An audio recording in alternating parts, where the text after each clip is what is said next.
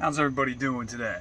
It's Jeremy from Jay's Paint Services, and I'm getting ready to spray today, just like one of the videos I just posted up, showing exactly my technique, how I built the gun, stuff of that nature. But you know what? I was getting ready to get started today, and I wanted to talk about lacquer thinner. This is some things that people will probably never ever tell you about it, but there's some stuff that you need to know about this in case you go to do your own project, whether it be, like an acrylic paint or anything oil based, whatever the case is that you need to use the lacquer thinner for. There's some stuff that you should know.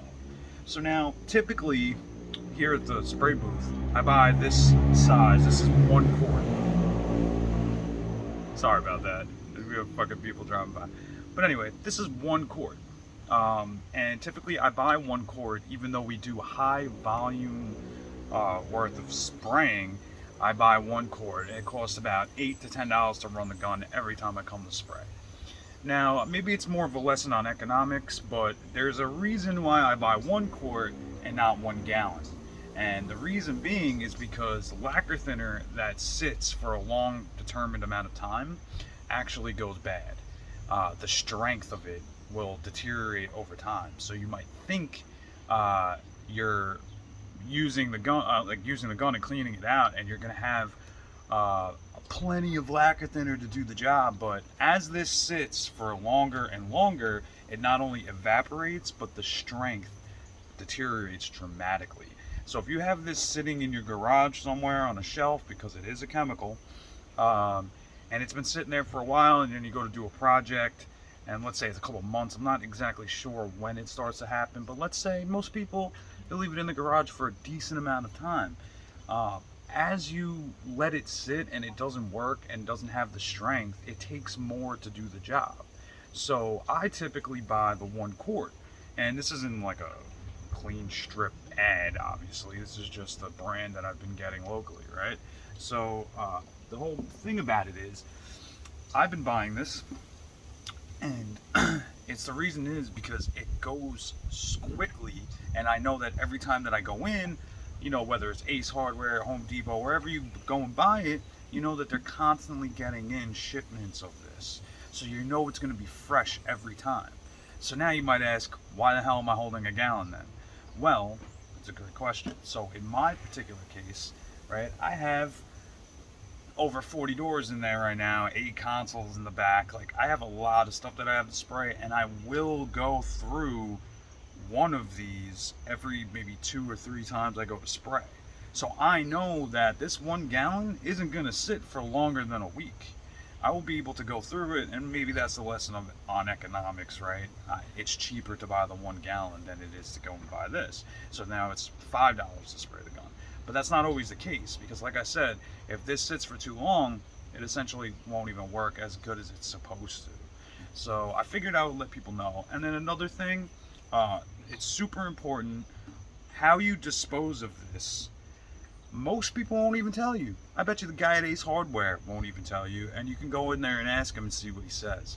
But there's a special way to dispose of these, and that goes for anything that's liquid or chemical based. You are not supposed to close this cap and throw it in your garbage. If you do that, you'll blow up the fucking garbage truck. Excuse my French, but it's the truth. This is explosive. So, how do you dispose of it, you might ask? Well, it's a great question, right? Right here, empty container. You can see there's rust on it. It has been sitting here open outside for a while. There's nothing in it. It's completely dry. And you want to do this because the vapors, even if you had it, sitting outside with the cap closed, it's not going to do anything. It naturally, when it gets hot and cold outside, expands and contracts. It creates gas in here. So when you close the top and you throw it in the garbage can, over time, like let's say you had it in the garbage can for a week, it was sitting out in the sun, this is going to start to expand. And you know what? I don't know if I know I brought out some that aren't open. Oh, they're in my hand, but no, I've been using them so frequently there's not enough air, but I could feel a little bit in this one that I can't even really squeeze the can, and it's because the air is building up in there. So, just food for thought. If you're gonna go throw this out, which you're really technically not supposed to throw out chemicals like this. You're supposed to do special pickup. But let's say you do go to special pickup and you're going to throw this away. It has to be dry.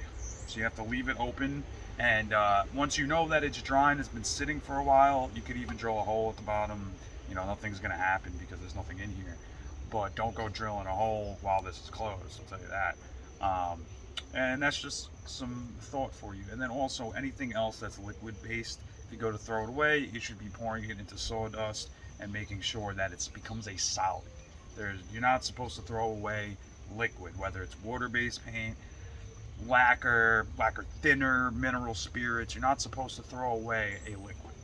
So I just figured I'd throw that out there and explain what the hell I'm doing right now. So pretty much I am recycling.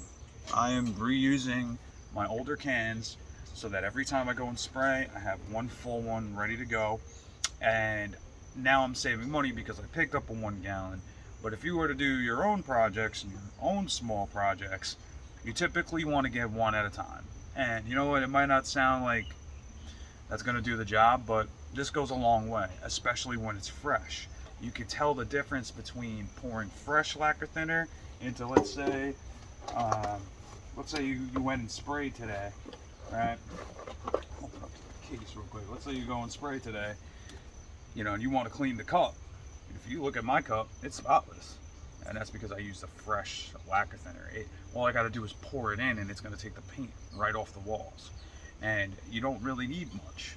So it's always important to keep your equipment clean for any time that you go to spray, or your paintbrushes. A lot of times people throw away paintbrushes that have dried paint on them, but you don't need to. If you put it in a cup of lacquer thinner, let it sit overnight, and then rinse it out under water, you could maybe revive it back. It really depends how much paint is sitting on that brush, but you could even save your paintbrushes with this particular stuff. It's also recommended to wear gloves. You don't want to get it on your hands because it's not like water. It'll get into the pores of your hands, and if you have a cut or something, it will burn. Trust me, I've felt the burn. I've felt the burn many of times. So just wanted to put that out there and get some knowledge out there, because these are the type of things that nobody tends to tell you.